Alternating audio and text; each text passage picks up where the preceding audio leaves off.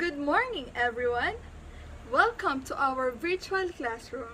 I am Nikki Paula Bidahenyas, your reporter for today. My topic is differentiated instruction. Imagine a teacher walking around the room as students work on an assignment at their seats. One student is speedily writing down the answer, which are correct upon observation. Another student 2 seats away stares hard at the question, trying to figure out the answer or maybe figure out the question itself. Yet, another student twirls the pencil around on her finger. Other student felt sleepy and bored. And other student answering while the music playing in her headphones. Each student learns differently, but they all need to learn something. Differentiating instruction can help students achieve no matter how they learn and what they know. The question is, what is differentiating?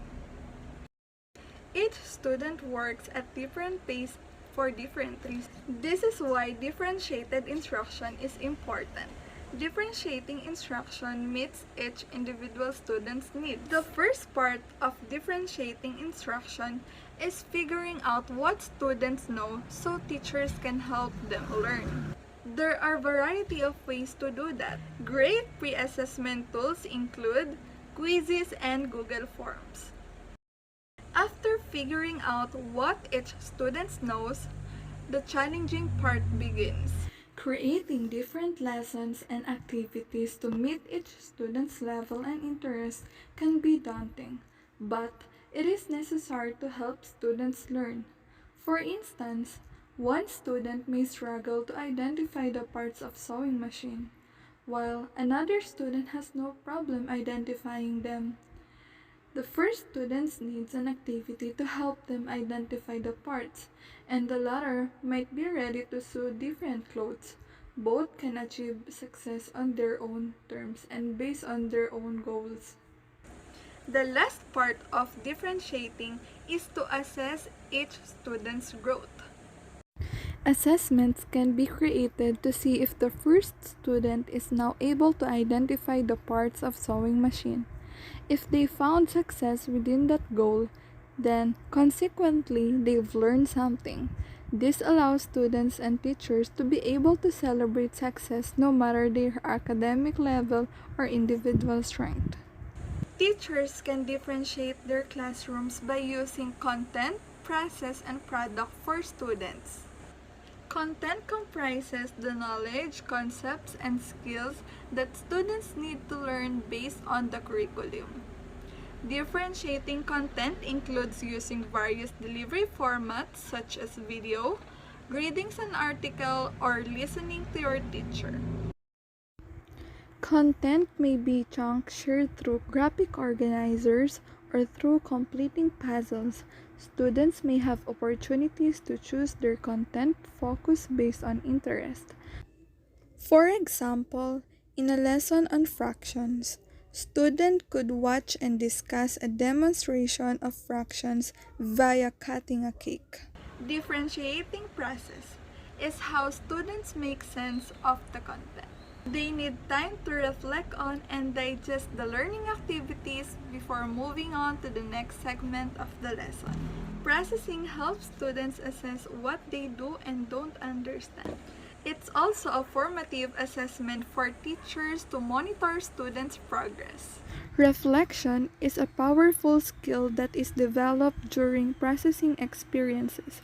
Some strategies include think, pair, share strategies. The think, pair, share strategy exposes students to 3 lesson processing experiences within one activity.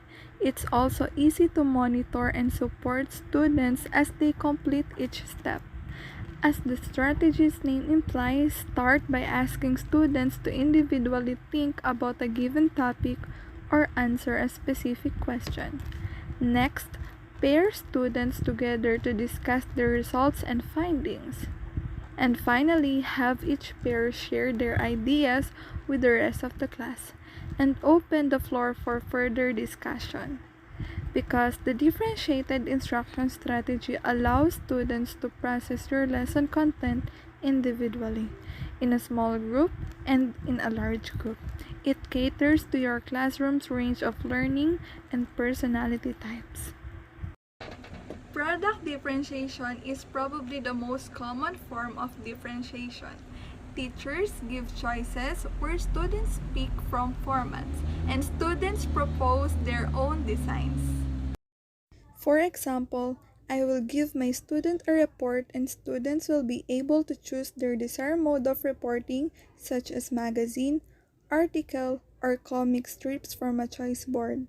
Students craft a different product idea and propose it to the teacher. They have to show how their product option will address the academic criteria. Differentiated instruction in the classroom can be done several ways. Grouping is the most common type of differentiation. As far as grouping goes, students can be grouped by ability level, interest, or intermingled levels of understanding.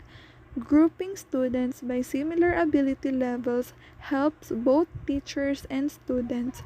When students work in groups, teachers can work one-on-one with each group and give very direct instruction to each group based on their needs. Intermingled groups allows for more collaboration between students. Students with better understanding of the content can help their peers who need it. Examples of differentiated instruction. Number 1 is to create learning stations.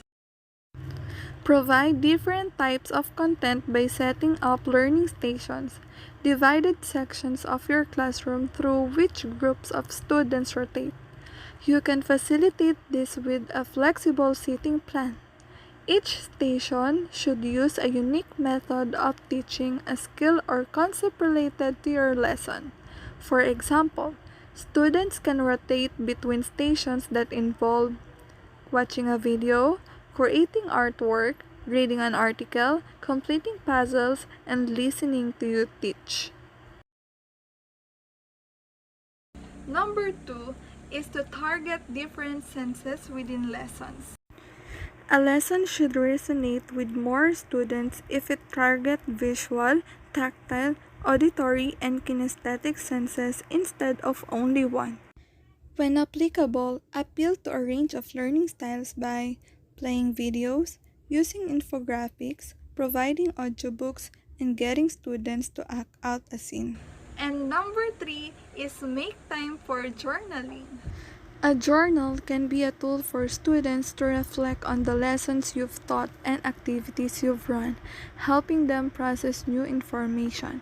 When possible, at the end of class, give students a chance to make a journal entry by summarizing key points they've learned, attempting to answer or make sense of lingering questions, explaining how they can use the lesson in real-life scenarios, illustrating new concepts which can be especially helpful for dressmaking lessons. As they continue to make entries, they should figure out which ones effectively allow them to process fresh content. Delivery of instruction in the past often followed one-size-fits-all approach. In contrast, differentiation is individually student-centered with a focus on appropriate instructional and assessment tools that are fair, challenging, flexible, and engage students in the curriculum in meaningful ways.